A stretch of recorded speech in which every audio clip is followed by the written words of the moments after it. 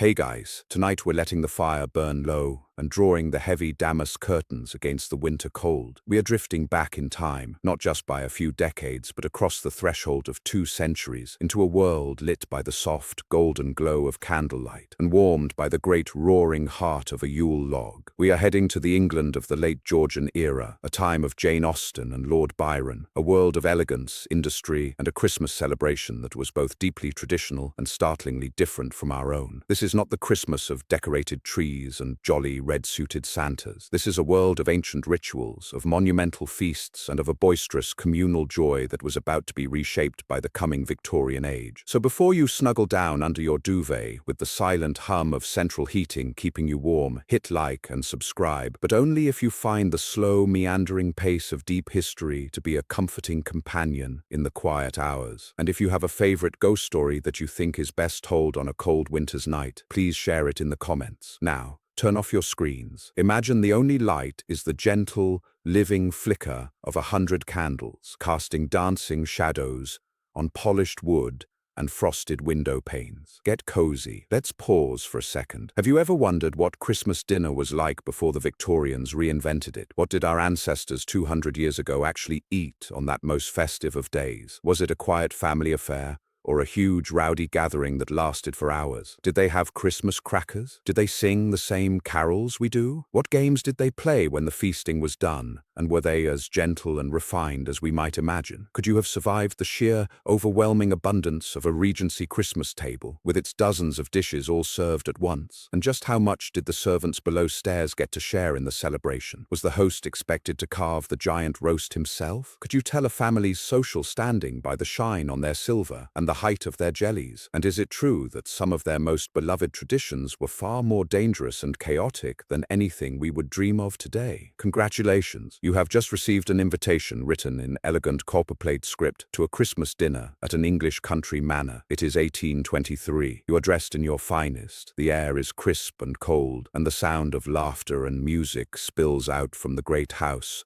as you approach. The feast is about to begin. Good luck. Our journey begins not on Christmas Day itself, but in the quiet, expectant hush of Christmas Eve. In the great country house that is our destination, the frantic preparations of the preceding weeks have finally begun to subside. The last of the sugar loaves has been scraped, the final batch of mince pies has been baked, and a strange, temporary calm has settled over the household, from the master's drawing room down to the scullery maid's cot. This is a sacred liminal time, the pause before the great crescendo of the feast. For the family upstairs, it is a time for quiet reflection, for reading, and for the gentle warmth of the parlor fire. For the servants below stairs, it is a moment to catch their breath, a brief respite before the monumental labors of the following day. The most significant event of this evening is the ancient and deeply symbolic ritual of the Yule log. This is a tradition that stretches back into the mists of pre-Christian pagan Europe, a winter solstice rite to celebrate the return of the sun, and it has survived, absorbed, and reinterpreted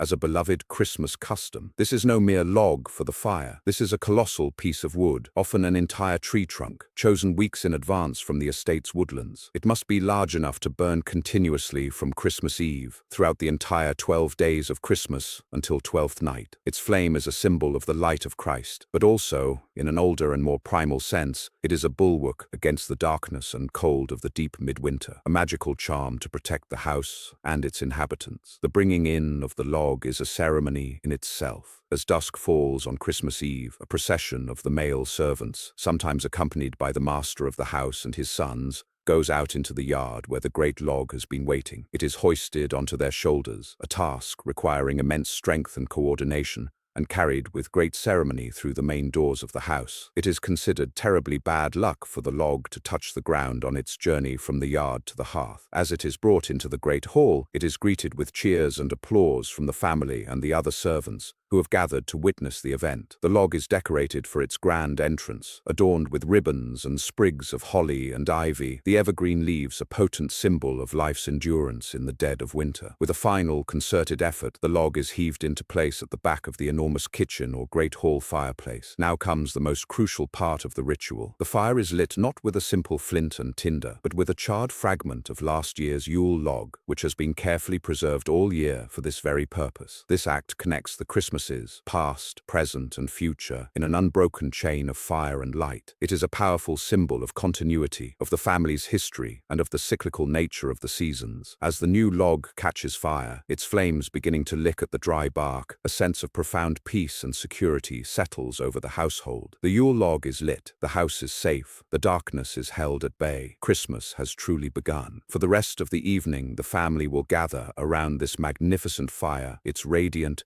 heat warming the room, its flickering light casting a magical glow, telling stories and drinking warm, spiced wine, waiting for the bells that will announce the dawn of Christmas Day. The dawn of Christmas Day in a Georgian country house arrives not with the rustle of wrapping paper, but with the stark, quiet cold of a winter morning. Long before the first sliver of grey light appears in the eastern sky, the house begins to stir, not from the top down, but from the very bottom up. The first to wake are the lowest of the servants, the scullery maids and the boot boys, rising from their simple straw mattresses in the cold attic rooms. Their first breath is a visible cloud in the frigid air. There is no central heating, of course. The only warmth in the entire house is the faint residual glow from the now slumbering Yule log in the great hall and the banked embers in the kitchen hearth. Their first task is to bring the house back to life, to wage a silent daily war against the cold and the dark. They move like ghosts through the sleeping corridors, their footsteps muffled on the cold stone floors and wooden planks. Their tasks are numerous and immediate. The fires must be revived. The young maids carry heavy scuttles of coal and kindling, their hands already black with soot, moving from room to room, carefully cleaning out the grates and coaxing the embers back into flame. This is a skilled and often smoky job, requiring patience and a good understanding of drafts and flues. As the fires begin to catch, they bring a small, precious pocket of warmth to the icy rooms, but the great stone and plaster walls of the house will hold the chill for hours to come. At the same time, other servants are carrying heavy brass and copper cans of hot water, heated in the vast boilers of the kitchen, up the endless flights of stairs to the bedrooms of the family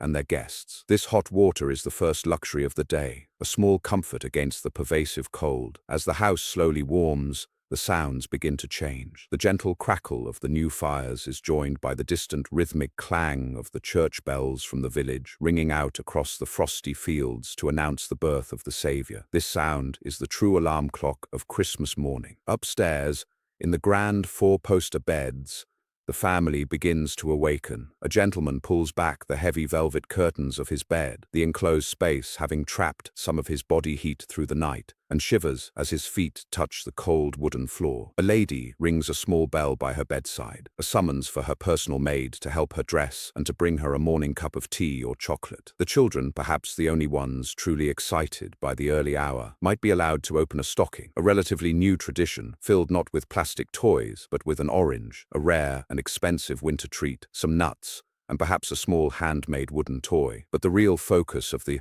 morning is not on gifts, it is on the religious observance of the day. Christmas in the 1820s is still, first and foremost, a sacred Christian festival. After a simple breakfast, the entire household, from the master and mistress down to the most junior footman and maid, though some essential kitchen staff would have to remain behind, will prepare for the morning service at the local parish church. They will walk or take a carriage through the crisp winter landscape, the air sharp and clean in their lungs. The church service is the central event of the morning, a time for prayer, for reflection, and for the singing of psalms and the newly popular Christmas carols. It is a moment of communal piety that unites the entire village, gentry and common folk alike, under the ancient timbered roof of the house of God. But even as they pray, a part of everyone's mind, and certainly their appetite, is already turning towards the main event of the day, the magnificent monumental Christmas dinner that is, at this very moment, beginning to take shape in the bustling, chaotic and wonderfully aromatic heart of the house, the great kitchen. While the family is at church, seeking spiritual nourishment, the great kitchen of the manor house is a roaring,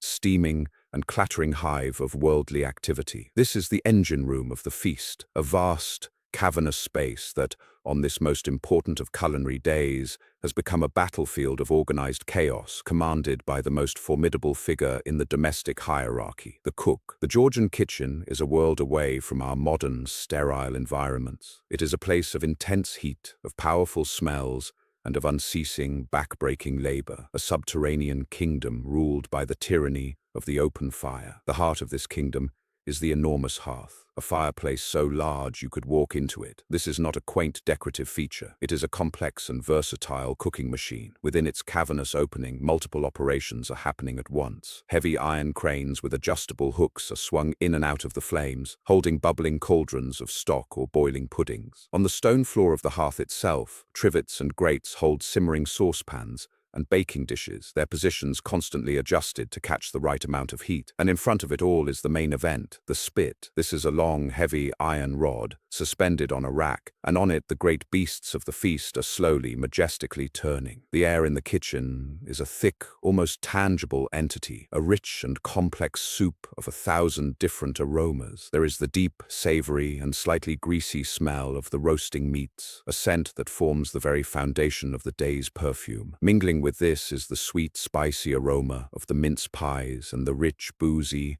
and fruity scent of the plum puddings, which have been boiling in their cloths for hours, filling the air with a steam that smells of cinnamon, nutmeg, and brandy. There are the earthy smells of root vegetables being peeled and chopped, the sharp tang of onions, the fresh, clean scent of herbs, and underlying it all, the ever-present, slightly acrid smell of wood smoke and coal dust. This is not a subtle atmosphere. It is an overwhelming, appetite-stimulating, and utterly intoxicating assault on the senses. The sounds of the kitchen are a symphony of labor. There is the constant rhythmic thump, thump, thump of chopping knives on the massive, worn wooden work tables. There is the loud, metallic clatter of copper pots and iron pans being scrubbed in the scullery, a separate, even steamier and wetter room off the main kitchen. There is the sizzle and spit of the roasting meat, a sound that is music to the cook's ears. There is the hiss of water hitting a hot surface, the bubbling of a dozen different pots, and the sharp, percussive clang of a dropped ladle or a misplaced lid. And over it all, there is the commanding voice of the cook, a woman of immense skill and often ferocious temperament, issuing a constant stream of orders to her small army of kitchen maids,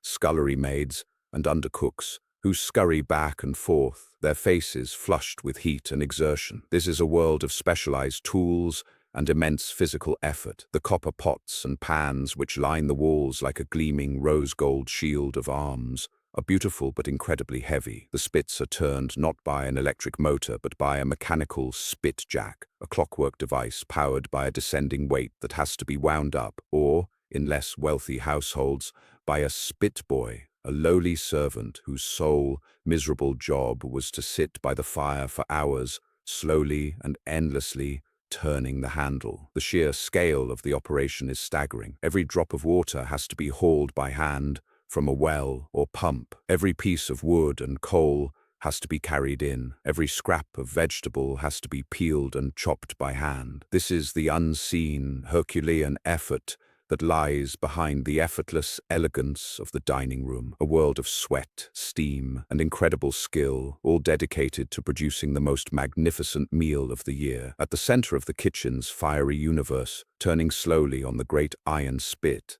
is the main attraction, the glorious, monumental centerpiece of the Christmas feast. 200 years ago, this was not necessarily a turkey. While turkeys, introduced from the Americas, were becoming increasingly fashionable, the true symbols of British hospitality and prosperity were the roast beef of Old England and the magnificent Christmas goose. For a grand festive dinner at a wealthy country manor, the host would likely serve both, a spectacular display of abundance designed to impress the guests and to signify the generosity of the season. The roast beef is a true icon, a joint of such size and quality that it represents the very essence of John Bull's England. This is not a small, tidy roast from a supermarket. This is a massive baron of beef, a cut that includes both sides of the back of the animal, weighing 50 pounds or more. Preparing such a beast is a feat of engineering. The meat would have been hung for weeks to age, developing a deep, rich flavor. On Christmas morning, the cook would lovingly prepare it, studding its thick cap of fat with cloves and rubbing it with salt, pepper, and perhaps some mustard powder. It is then impaled on the spit, a process requiring several strong pairs of hands,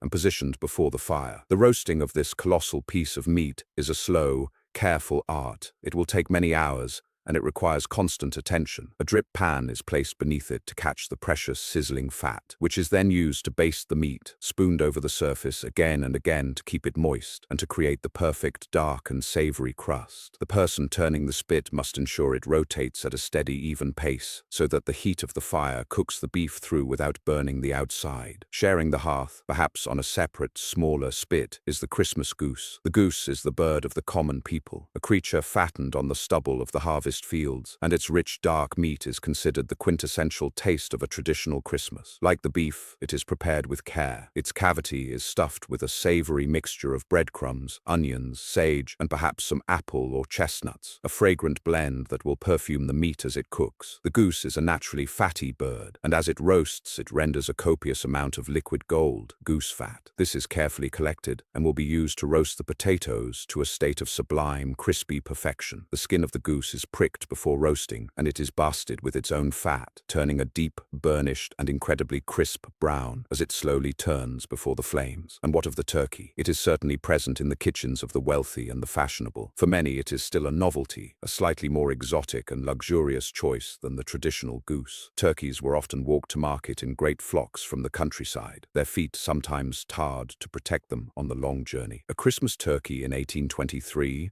would be a leaner, more gamey bird than the ones we are used to today. It, too, would be stuffed perhaps with a more elaborate forcemeat of veal, herbs, and spices, and roasted in the same manner as the goose, its breast covered with slices of bacon or buttered paper to prevent it from drying out before the great fire. For the most ambitious of hosts, all three, the beef, the goose, and the turkey, might grace the table, a trinity of roasted splendor that declared, in the most delicious way possible, the wealth and hospitality of the house. The smoky, savory aroma pouring from these magnificent roasts is the very soul of the Christmas dinner, a promise of the magnificent feast to come. While the great roasts were the undisputed kings of the Christmas table, the feast of 200 years ago was truly defined by the staggering number and variety of the accompanying dishes. A Georgian Christmas dinner was an exercise in overwhelming abundance, a carefully orchestrated spectacle designed to showcase the wealth of the estate and the skill of the kitchen. The table would be groaning under the weight of dozens of dishes, a rich and complex tapestry of savory and sweet, of earthy and exotic, all presented at once in a grand theatrical display. At the head of this supporting cast, and perhaps even vying for the lead role, were the mince pies. The mince pies of 1823 were a world away from the small, sweet, fruit-filled tarts we know today. They were large, substantial, savory pies, and their name, mince, referred to what was originally their primary ingredient, minced meat. The filling was a rich and complex mixture of finely chopped beef or mutton, suet, beef fat, and a heady blend of dried fruits like raisins, currants, and candied peel, all bound together with a generous quantity of sugar,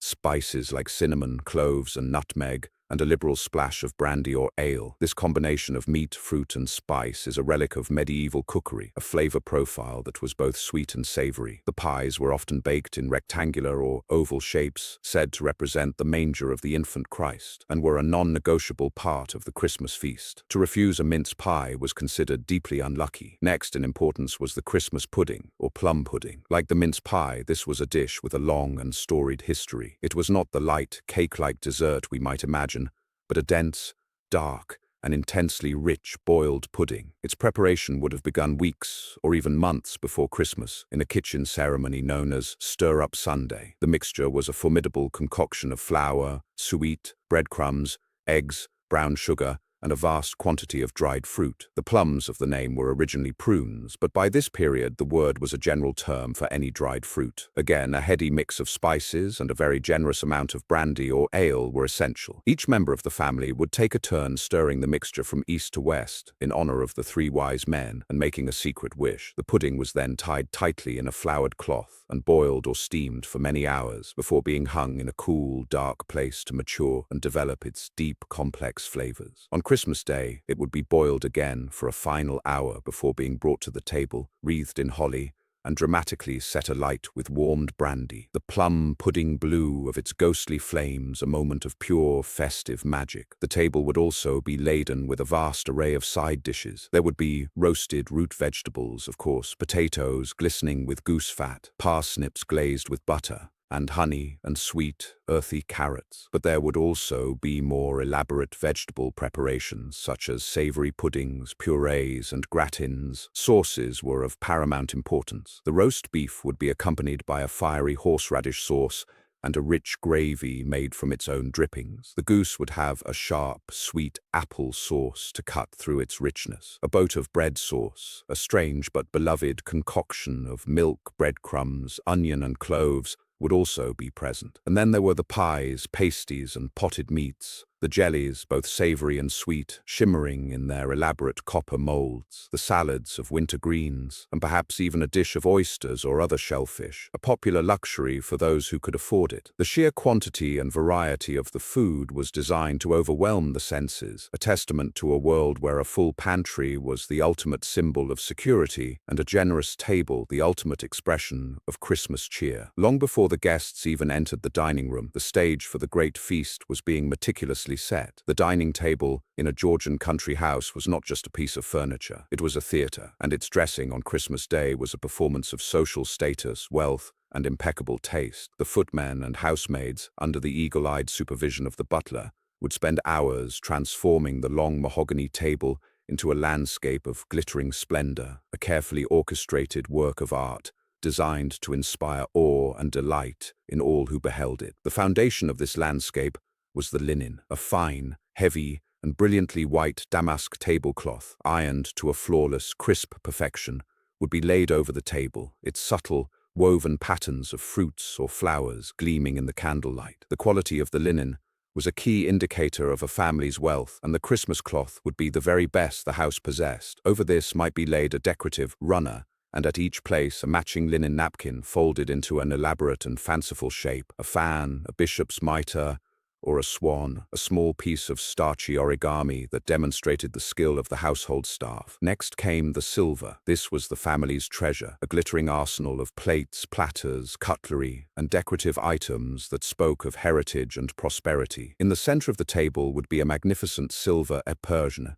a multi-branched centerpiece designed to hold small dishes of sweetmeats, candied fruits, and nuts, or sometimes small, delicate floral arrangements. Surrounding this would be a host of other silver items, heavy, ornate candlesticks holding dozens of beeswax candles, the primary source of light for the meal, massive, gleaming platters for the roasts, elegant tureens for the soups and stews, and intricately decorated salt cellars. The sheer quantity of polished silver was designed to reflect the candlelight, creating a dazzling, sparkling effect that would make the entire room glow. The place settings themselves were slightly different from our modern arrangement. Each guest would have a plate, which might be made of fine porcelain, pewter, or even silver itself. To the right of the plate would be a knife, and to the left, a spoon. Forks were still a relatively new and not entirely universal piece of cutlery. While they were common in wealthy households, they were smaller, often with only 2 or 3 tines, and were used primarily for spearing pieces of food that had already been cut with the knife. The custom of eating with the fork in the left hand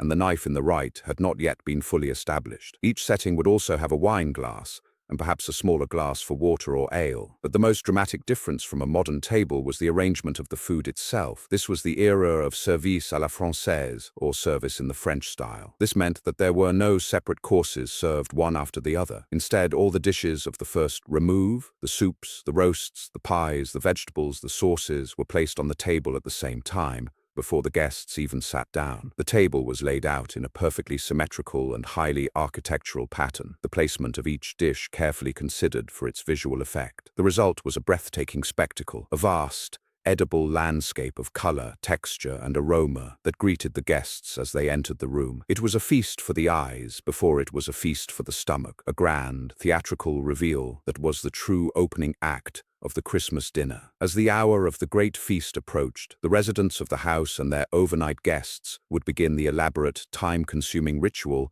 of dressing for dinner. In the world of the Georgian gentry, clothing was a powerful and nuanced language, a way of communicating one's status, wealth, taste, and respect for the occasion. Christmas dinner was one of the most important social events of the year, and one was expected to dress accordingly in the finest and most fashionable attire one possessed. This was not a matter of simply throwing on a nice outfit. It was a structured structured process, often requiring the assistance of a personal maid or valet, a transformation from the practical clothes of the day into the elegant splendor of the evening. For a lady of the house, the process would begin in her boudoir, a private space of femininity and refinement. Her maid would have laid out her chosen gown, a creation of fine muslin, silk, or satin. The fashionable silhouette of the 1820s was the high-waisted Empire or Regency style, a look that emphasized a long, flowing line from just below the bust to the floor. The dress would have a low, wide neckline, often square or rounded, designed to display a graceful neck and shoulders, and small, puffed sleeves. For a Christmas celebration, the color might be a rich jewel tone like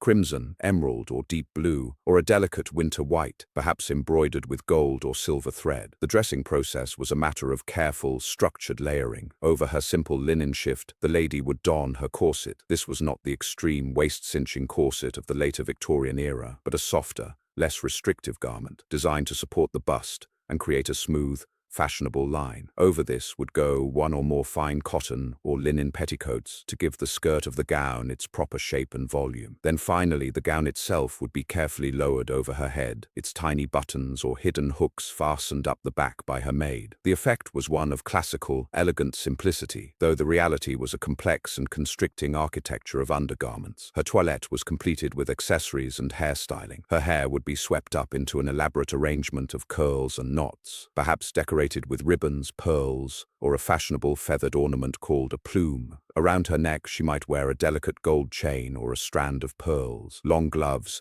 made of fine kid leather or silk, were essential for a formal evening, reaching up past the elbow. She would carry a small decorative fan, a vital tool for both cooling oneself in a crowded room and for engaging in subtle, non-verbal flirtation, a final dab of floral perfume, and she was ready, a vision of refined, festive elegance. For a gentleman, the process was equally ritualized, though perhaps slightly less complex. His valet would assist him into his evening attire, which was a study in stark, masculine tailoring. He would begin with a fine linen shirt with a high, stiff collar, the centerpiece of his outfit, and the greatest challenge was the cravat, a long strip of white linen or muslin that had to be wound around his neck and tied in a precise, elaborate knot, a task that required considerable skill and practice. Over his shirt he would wear a waistcoat or vest, which was the main point of color and decoration in his outfit. It might be made of brightly colored silk, richly embroidered with floral or geometric patterns. His legs would be clad in tight-fitting pantaloons or breeches, which tucked into tall, highly polished leather riding boots, or were worn with silk stockings and elegant low-heeled pumps for a more formal, indoor look. The final layer was the tailcoat, typically made of dark blue or black superfine wool, with its distinctive cutaway front and long tails at the back. It was a uniform of understated masculine elegance,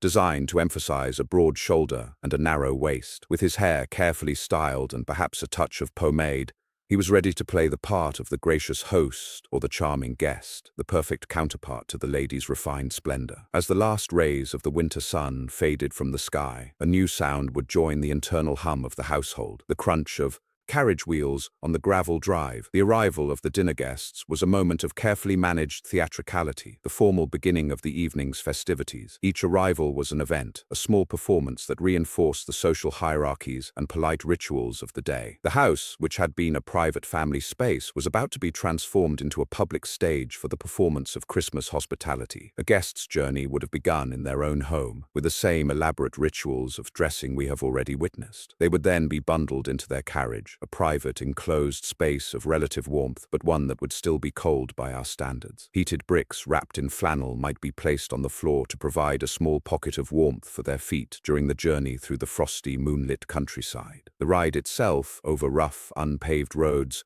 would have been bumpy and slow, the only light coming from the two flickering oil lamps on the front of the carriage. The sound of the horses' hooves and the rhythmic creak of the leather and wood would have been the soundtrack to their journey. Upon arriving at the host's manor, the carriage would pull up to the front entrance, where a footman, dressed in the family's formal livery, would be waiting to open the door and help the guests alight. The moment they stepped out of the carriage and into the cold night air, they would be greeted by the sight of the house, its windows all aglow with the warm, welcoming light of candles and firelight, a beacon of cheer in the winter darkness. The host and hostess would not be waiting at the door. Protocol demanded that they remain in the drawing room to receive their guests. Instead, the guests would be greeted in the great hall by the butler, the serene and commanding general of the household staff. The hall itself would be a transitional space, cold but impressive, perhaps decorated with great swags of holly, ivy, and mistletoe. Here, the guests would divest themselves of their heavy outer layers. The gentlemen would hand their hats, gloves, and greatcoats to a footman,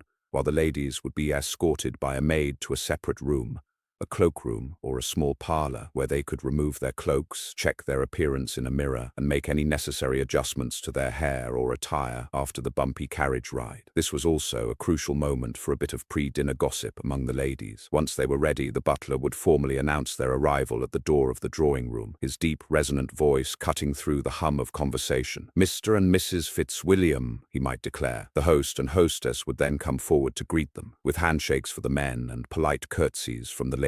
The drawing room would be the social heart of the pre-dinner hour, a warm, elegant space filled with the soft light of dozens of candles and the roaring heat of a large fireplace. The guests would mingle, their voices a low murmur of polite conversation as footmen moved silently through the room, offering small glasses of sherry, Madeira, or port from a silver tray. This was a time for catching up on local news, for admiring the lady's gown or the gentleman's waistcoat, and for the subtle, continuous assessment of social standing and romantic possibility that was the lifeblood of Georgian society. The air would be filled with a sense of anticipation, a gentle, civilized excitement, as the company waited for the butler's final, momentous announcement. "My lord, dinner is served." The butler's announcement is the signal that the main performance is about to begin. The transition from the drawing room to the dining room is not a casual shuffle. It is a formal procession, a carefully choreographed ritual that reinforces the strict social order of the time. The host will have already determined the pairings for dinner, a task requiring great diplomatic skill. The most important female guest is assigned to the host, who will offer her his arm and lead the procession. The most important male guest is assigned to the hostess, and they will follow. The remaining guests are paired off according to a complex and unspoken calculus of age, rank, and social standing, the youngest and least important bringing up the rear. They move out of the drawing room and through the hall, a rustling, glittering river of silk, satin, and polished leather. The journey to the dining room is a moment of sensory transition. They leave the relative warmth and soft furnishings of the drawing room and move through the colder, more austere hall, their footsteps echoing on the stone or marble floor. The only light comes from candles held in sconces on the walls, their flickering flames casting long, dancing shadows that seem to move with the procession. As they reach the great double doors of the dining room, the footmen pull them open in perfect unison, and the guests are met with a breathtaking sight. This is the moment of the grand reveal. They are hit by a wave of warmth from the fireplace and the dozens of candles on the table, and by a rich, complex wall of aroma from the feast itself. Their eyes are met with the dazzling spectacle of the table, a landscape of gleaming silver, sparkling crystal, and most importantly, the vast, symmetrical array of the food itself, all laid out in its magnificent architectural splendor. There would be a collective, hushed intake of breath, a murmur of admiration and awe. This is the payoff for all the hours of labor in the kitchen and all the careful planning of the host and hostess. The guests proceed to their assigned places, their names perhaps indicated by small, beautifully handwritten cards. They remain standing behind their chairs until the hostess takes her seat, a signal for all the other ladies to be seated. The gentlemen then seat the ladies to their right before taking their own seats. The rustle of gowns and the scrape of chairs are the last sounds before a moment of expectant silence. The master of the house, standing at the head of the table, might then say a brief grace, a quiet moment of piety before the joyous chaos of the feast begins. Now the real work of the dinner starts, and it is the host who is the principal actor. At the head of the table, in front of him, is the great roast beef. It is his duty to carve it. This is not a task to be delegated to a servant. It is a crucial performance of masculine skill and hospitality. A gentleman was expected to know how to carve with elegance and efficiency, cleanly slicing the meat and serving it onto the plates that the footmen would then carry to the guests. At the other end of the table, another major dish, perhaps the goose or a large pie, would be carved and served by another senior male guest, an honor bestowed upon him by the host. The guests do not help themselves. They indicate their preference to a footman who moves silently and efficiently around the table, taking their plate to the carver and returning it laden with food. The clatter of knives and spoons on porcelain, the low hum of conversation, the constant silent motion of the liveried footman, the heat and the glorious smells, all combine to create the rich, multi-layered sensory experience of the Georgian Christmas dinner in full swing. The first part of the meal, known as the first remove, is a whirlwind of activity and a test of a guest's strategic planning. With dozens of dishes spread across the vast expanse of the table, many of them out of easy reach, a diner cannot simply sample everything. The etiquette of the day dictates that one should only eat from the dishes placed nearest to one's own section of the table. To ask for a dish from the far end of the table would be a social faux pas. This system encourages conversation and cooperation with one's immediate neighbors, as gentlemen are expected to offer to serve the ladies seated near them from the dishes that are within their reach. Imagine yourself as a guest at this magnificent table. A footman has just placed a warm, porcelain plate before you, bearing a generous slice of the rare, juicy roast beef carved by the host himself. Another footman appears at your elbow, offering a choice of sauces from a silver boat, a fiery horseradish, or a rich dark gravy. You help yourself to some of the roasted potatoes and parsnips from a nearby serving dish. Your neighbor to the left, a distinguished older gentleman, offers you a portion of a large golden-crusted game pie that sits before him. You accept with thanks, and in turn, you might offer the lady to your right a serving of the savory bread sauce that is closest to you. The entire meal is a complex dance of offering and accepting, a constant low-level negotiation that keeps the table animated. The conversation is as rich and varied as the food. The host and hostess are responsible for keeping the general conversation flowing, introducing topics of interest and ensuring no guest is left out. But most of the talk happens in smaller groups between neighbors at the table. The topics are polite and generally light. The quality of the hunting season, a piece of news from London, the latest Gothic novel by Anne Radcliffe, the health of the king, who at this time is the notoriously extravagant George IV. It is a time for sharing news, for gentle wit, and for the kind of storytelling that thrives in a convivial atmosphere. Wine is poured freely by the footmen, who move around the table with decanters of claret and Madeira, ensuring no guest's glass is ever empty. The consumption of alcohol is prodigious by modern standards, and as the meal progresses, the volume of the conversation rises, and the laughter becomes more frequent and less restrained. The footmen are the silent, ever-present machinery that makes the entire system work. Dressed in their immaculate livery,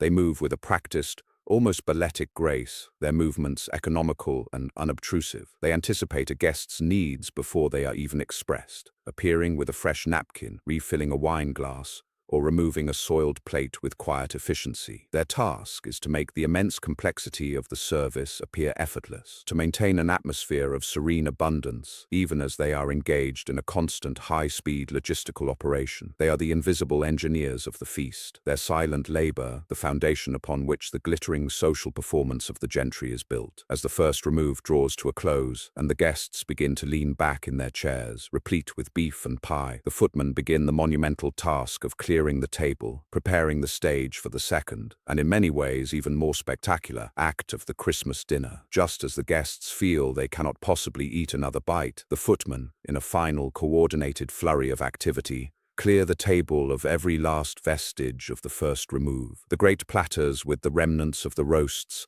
the tureens of soup, the sauce boats, the vegetable dishes, and even the tablecloth itself are all swept away in a silent, efficient tide. A clean new cloth is laid, and the stage is now set for the second act of the feast, the second remove, the course of sweets and desserts. This is the moment when the cook's artistry is given its fullest expression, a chance to dazzle the guests, not just with flavor, but with fantastical shapes, vibrant colors, and pure, unadulterated spectacle. The second remove is, like the first, served à la française, with all the dishes placed on the table at once, in a glorious symmetrical display. But where the first course was a landscape of savory, earthy browns and greens, this is a world of shimmering, jewel-toned brilliance. At the center of the table, where the great silver epergne once stood, might now be the masterpiece of the confectioner's art, an elaborate sugar sculpture. This could be a fantastical castle with delicate spun sugar towers, a mythological scene with gods and goddesses molded from pastelage, or a beautiful basket of fruits and flowers, each one perfectly rendered in colored sugar. These sculptures were not necessarily meant to be eaten. They were pure, extravagant works of art, a symbol of the host's wealth and the cook's immense skill. Surrounding this centerpiece is a dazzling array of jellies, trifles, creams, and cakes. Jellies in the 1820s are a high art form, made with real calf's foot stock and flavored with wine, lemon, and spices. They are set in intricate multi-part copper molds to create shimmering,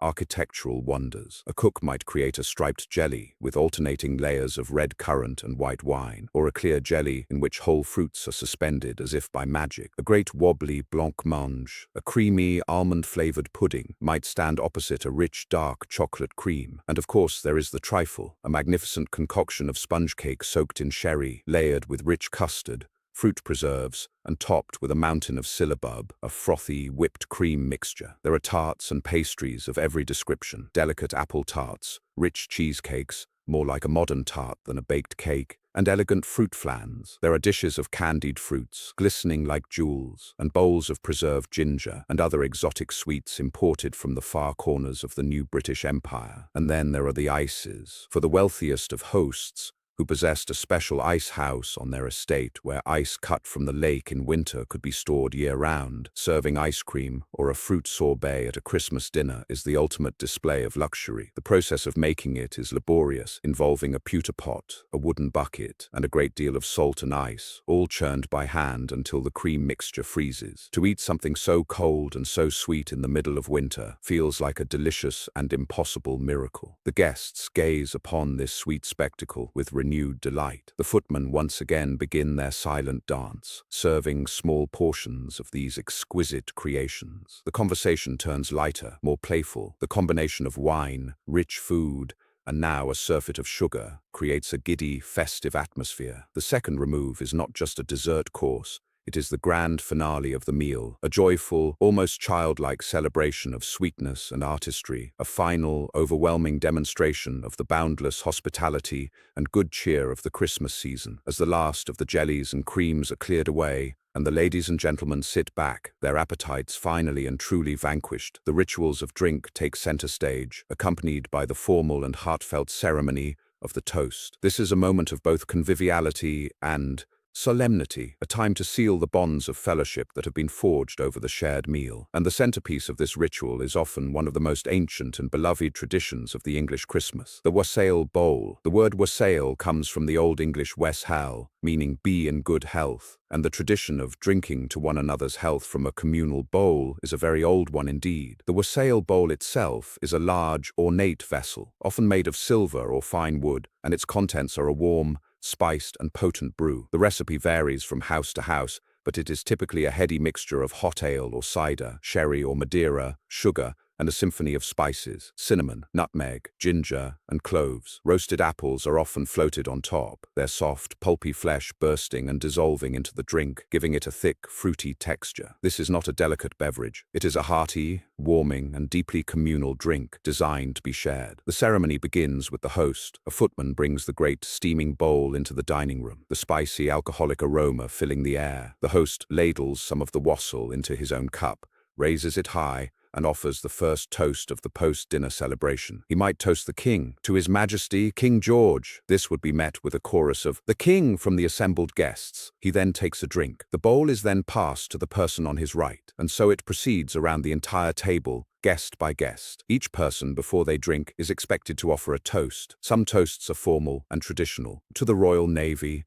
to the Church of England. Others are more personal and sentimental, to our gracious host and hostess, to absent friends, to the spirit of Christmas. This ritual is more than just a drinking game. It is a powerful act of social bonding. The sharing of a single cup is a potent symbol of trust and fellowship, and the offering of toasts is a way for each guest to contribute to the collective sentiment of the evening, to affirm their shared values and their connections to one another. As the bowl makes its way around the table, and the level of the potent liquid within it drops, the mood becomes increasingly merry and uninhibited. The formal reserve of the earlier part of the evening begins to melt away, replaced by a warm and boisterous camaraderie. After the wassail has completed its journey, the drinking is far from over. The gentlemen will settle in for some serious port consumption, while the ladies might be offered a sweeter wine. The toasting may continue, becoming more humorous and personal as the evening wears on. It is a ritual that combines the solemnity of tradition with the sheer, unadulterated joy of a good party, a perfect liquid embodiment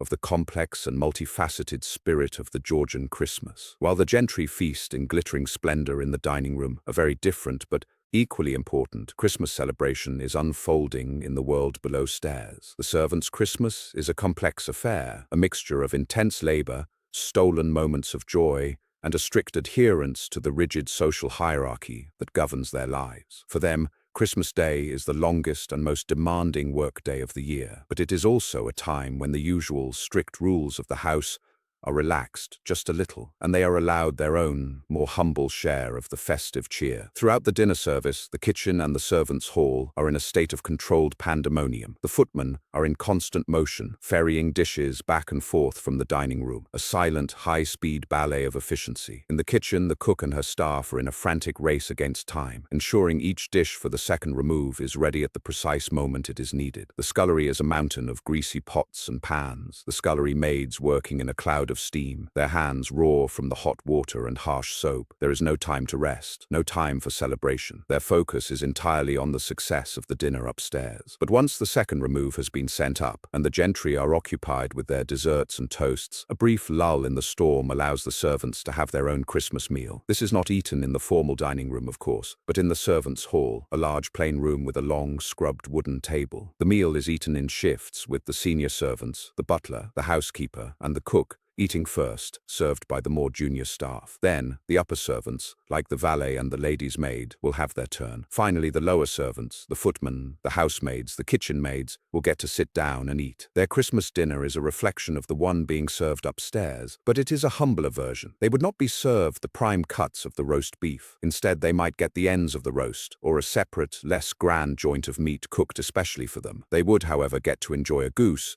which was considered a traditional treat for all classes. They would also eat a great quantity of the same vegetables, puddings and pies that were served to the family, and most importantly, they would be given a generous allowance of ale or beer to accompany their meal. This is a moment of rare and welcome abundance for people whose daily diet is often plain and monotonous. For this one day, they get to share in the bounty of the house they serve. After their own meal is finished, there are a few other Christmas traditions that are reserved for the staff. The master of the house might come down to the servants' hall to wish them a Merry Christmas and to offer a toast to their health, a small but significant gesture of goodwill that temporarily bridges the vast social gap between them. And then there is the tradition of the Christmas box. On the day after Christmas, Boxing Day, the servants would be given small boxes containing gifts, usually money from their employer, and they would also be allowed to visit their own families. The Christmas box is a bonus, a tangible reward for their hard work and loyalty throughout the year. For the servants, the Christmas feast is a brief, joyful island in a sea of labor,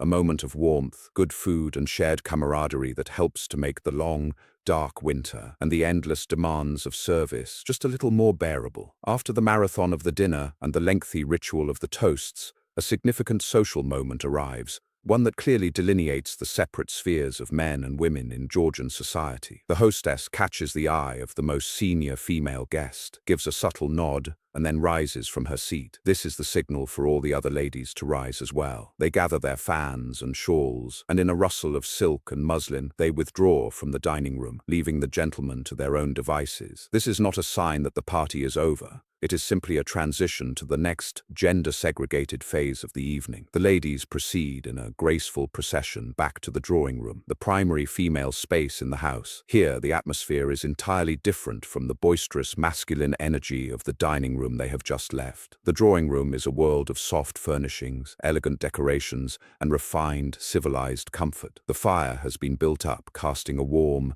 inviting glow, and the heavy velvet curtains are drawn tight against the cold night, creating a cozy and intimate sanctuary. This is a time for the ladies to relax, to speak more freely than they could at the mixed dinner table, and to engage in conversation that is distinctly feminine in nature. The formal seating plan of the dinner is gone, and they arrange themselves in small, comfortable groups on sofas and chairs. A fresh pot of tea, or perhaps coffee or hot chocolate, is brought in by a maid, and served in delicate porcelain cups. This is the moment for the real gossip of the evening, for the sharing of confidences and the gentle dissection of the social scene. They might discuss the latest fashions from London, the merits of a new novel, the plans for an upcoming ball, or the romantic prospects of the various young people in their social circle. The conversation is quiet, intimate, and governed by its own complex set of unspoken rules. While the primary activity is conversation, the ladies might also engage in other gentle pastimes. One might sit at the pianoforte and play a gentle sonata, or perhaps accompany a group of ladies in the singing of a popular ballad. Another might display her needlework, a key feminine accomplishment, showing off a piece of intricate embroidery or tapestry. They might look through a book of prints or a ladies' fashion magazine. The atmosphere is one of serene,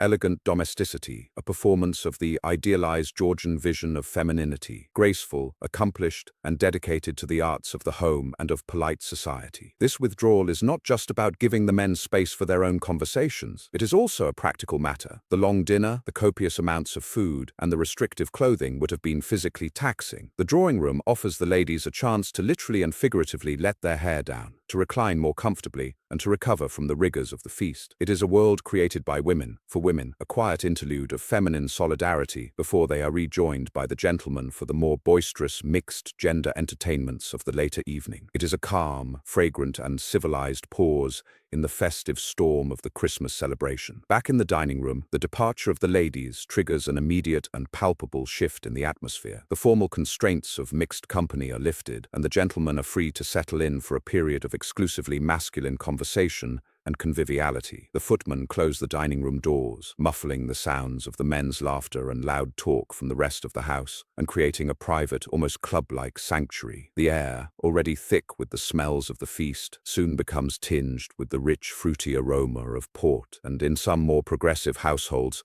the sharp, sweet scent of cigar smoke. The first order of business is the port. The butler and the footman clear the table of the dessert plates and glasses, and place before the host the decanters of port. This is not just any wine. It is the quintessential drink of the English gentleman, a fortified wine from Portugal that is aged for years to develop a deep, complex flavor. The ritual of passing the port is a serious one. The host pours a glass for himself and then passes the decanter to the gentleman on his left. The decanter must always be passed to the left, or the way of the sun, and it must never touch the table until it has made a full circuit of all the guests. To do otherwise is a breach of a deeply ingrained tradition. The men swirl the dark ruby liquid in their glasses, hold it up to the candlelight to admire its color, and inhale its rich aroma before taking a sip. With the port circulating, the conversation becomes freer, louder, and more robust than it was in the presence of the ladies. This is the time for men to discuss the topics that were considered unsuitable for delicate female ears: politics, business, and sport. They might engage in a heated debate about the latest bill in Parliament, discuss the state of the grain market, or dissect the performance of a promising racehorse. They tell bawdy jokes and humorous anecdotes that would be unthinkable in the drawing room. The laughter is louder, the voice is deeper, the atmosphere charged with the easy camaraderie of shared masculinity. This is also a time for serious business to be conducted under the guise of social pleasure. A landowner might subtly negotiate the sale of a piece of land with his neighbor. A father might sound out a potential match for his daughter with the father of a promising young man. In a world without telephones or email, these social gatherings were crucial opportunities for networking and for the discreet transaction of business. The port-fueled intimacy of the post-dinner session is the perfect environment for such conversations. The gentleman may remain at the table for an hour or more, the decanters of port making several circuits. It is a test of a man's capacity for both alcohol and intelligent conversation. It is a ritual that reinforces the bonds of their class, their gender, and their shared interests. It is only when the port is finished, or when the host decides that enough time has passed, that they will rise from the table and prepare to rejoin the ladies in the drawing room. They will emerge from their smoky, masculine enclave, their faces flushed with wine, and their minds full of the affairs of the world, ready to transition back into the world of mixed company and the more light-hearted entertainments that await them. When the gentlemen finally emerge from the dining room and rejoin the ladies in the drawing room, the final phase of the Christmas evening begins. The segregation is over, and the entire party is now reunited for an evening of games, music, and shared entertainment. This is the most boisterous and informal part of the celebration, a time for laughter, for friendly competition, and for a degree of playful physical contact that would be shocking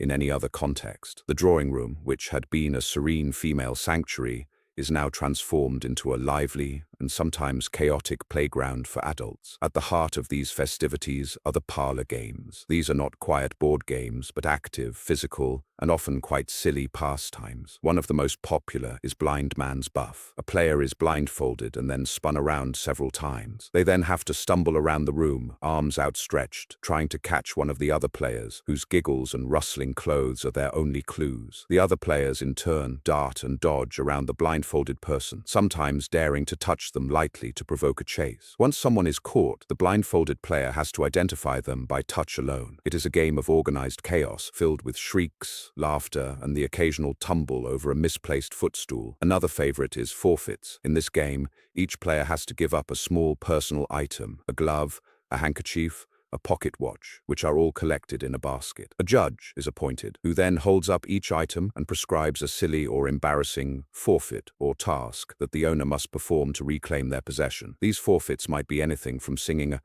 song, to hopping across the room on one leg, to answering a series of riddles, to paying a compliment to every other person in the room. It is a game designed to break down inhibitions and to put everyone, regardless of their age or status, on an equal footing of silliness. But perhaps the most dramatic and dangerous of all the Georgian Christmas games is Snapdragon. This is a game that would send any modern health and safety officer into a state of sheer panic. A large, shallow bowl is filled with brandy. Raisins are then dropped into the brandy, which is then dramatically set alight. The players then have to take turns plunging their hands into the bowl of burning blue flames to snatch out a raisin and eat it, still flaming, as quickly as possible. It is a terrifying and exhilarating test of courage and speed. The room is plunged into darkness, the only light coming from the ghostly dancing blue flames of the brandy, which cast eerie shadows on the players' excited and slightly fearful faces. The game is accompanied by a traditional chant, and the sight of people reaching into fire, combined with the strong smell of burning alcohol, creates a thrilling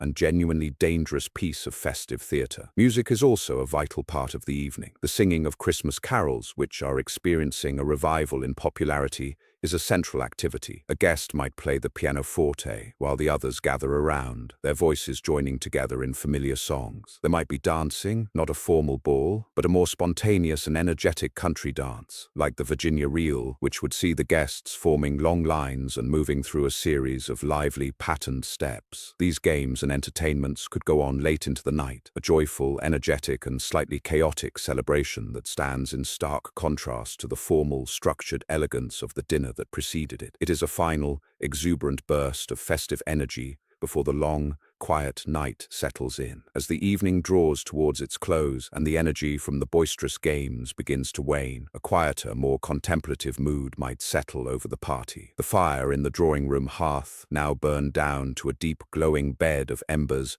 provides the perfect atmosphere for one of the oldest and most beloved of all winter traditions, the telling of a ghost story. Long before Charles Dickens made the Christmas ghost story a literary institution, the telling of spooky tales around the winter fire was a deeply ingrained folk tradition. The long dark nights of midwinter, particularly around the symbolically potent time of Christmas, were seen as a time when the veil between the world of the living and the world of the spirits was thin, a time when strange and inexplicable things were more likely to happen. The storyteller, perhaps the host himself, or a guest known for their dramatic talents, would take center stage. The last of the candles might be extinguished, leaving the room lit only by the mesmerizing, magical glow of the fire. The guests would draw their chairs closer together, their faces illuminated from below by the flickering light, creating a gallery of rapt and slightly apprehensive expressions. The storyteller would begin, their voice low and measured, allowing the silence of the room to amplify the sense of suspense. The stories they told were not the products of a single author's imagination. They were often local legends, tales that had been passed down through generations and were tied to the very landscape the listeners inhabited.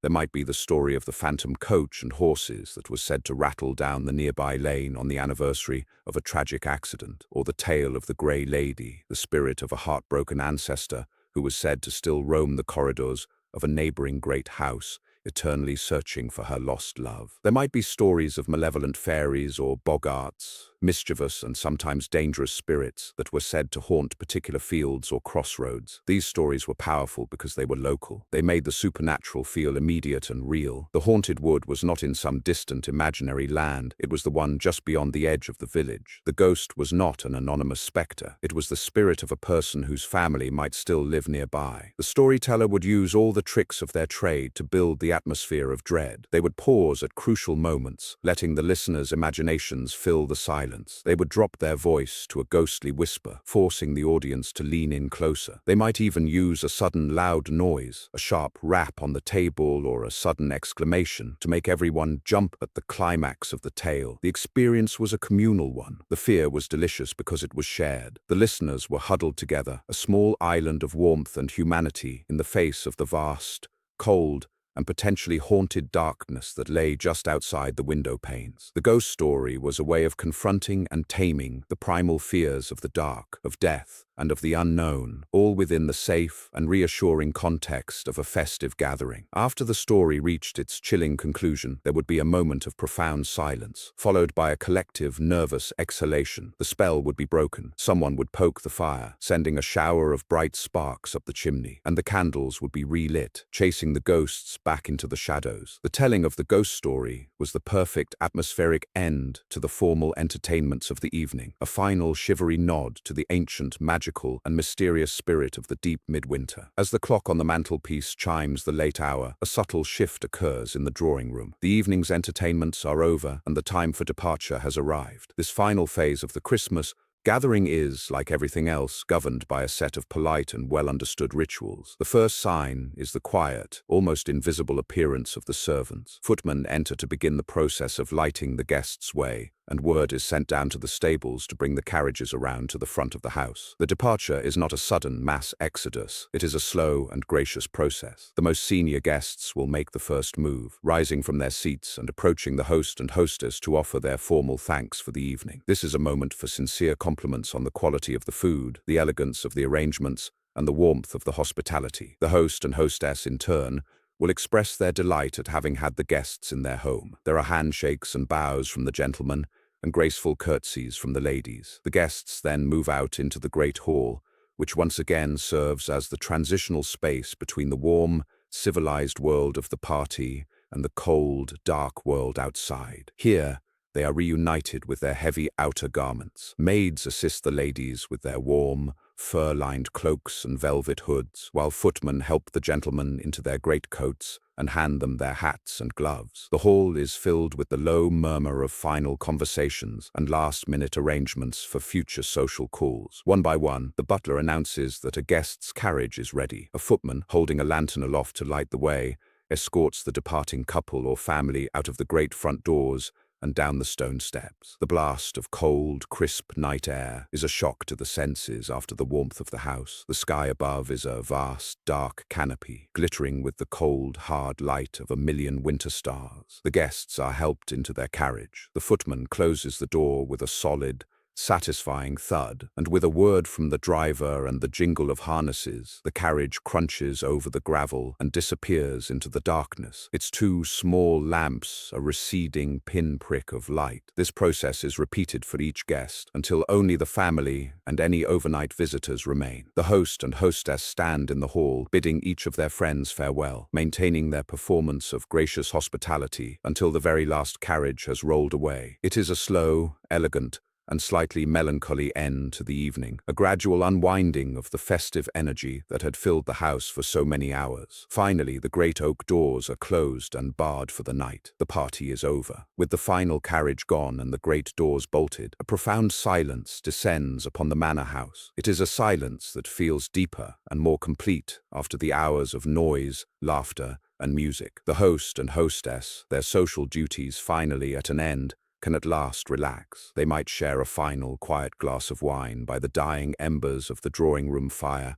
dissecting the evening's successes, the small triumphs of conversation, the perfect texture of the jelly, the slightly off-key note in a carol. They are exhausted, but it is the deep, satisfying exhaustion that comes from a well-executed performance. Then, They too make their way up the grand staircase to their bedrooms, their candles casting long, lonely shadows on the walls. They leave behind them a house that is a ghostly echo of the party that had filled it. The drawing room is a landscape of disarray, empty glasses, discarded napkin rings, a scattered deck of cards on a table. The dining room is a scene of magnificent wreckage, the table littered with the debris of the feast. It is a house filled with the lingering smells of the celebration, the ghost of roast beef, the sweet perfume of wine, the faint waxy scent of snuffed-out candles. But the house is not yet asleep. As the family upstairs retires, the servant's second and perhaps hardest workday begins. The aftermath of a great feast is a mountain of labor, and it must be tackled immediately. The army of servants,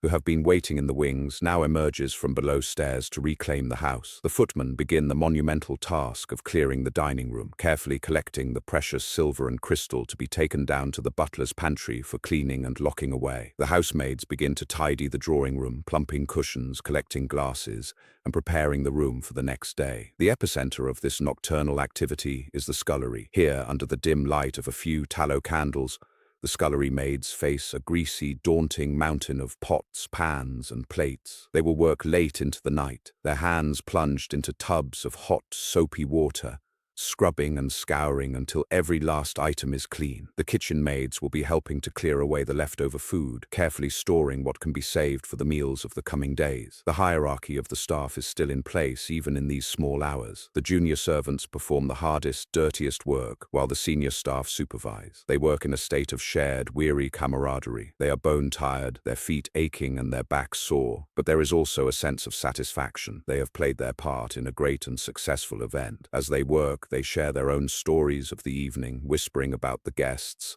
laughing at a small mishap, and perhaps enjoying a stolen slice of leftover pudding. This is their time, when the house belongs to them. They will work for hours, until the last pot is scrubbed and the last glass is polished. Only then, in the deepest, coldest hours of the night, will they be able to trudge up the narrow back stairs to their own cold beds, to fall into a deep, exhausted, and well-earned sleep, the quiet, unsung heroes of the magnificent Christmas feast. And so, as the last scullery maid dries her hands and the final candle is extinguished in the servants' quarters, the great house finally falls completely still, cradled in the deep, silent frost of a Christmas night. We have journeyed through a day of immense labor and equally immense joy, a day of sacred ritual and secular, boisterous celebration. We have seen how the Christmas dinner of 200 years ago was not just a meal, but a grand piece of social theater, a complex performance of wealth, taste,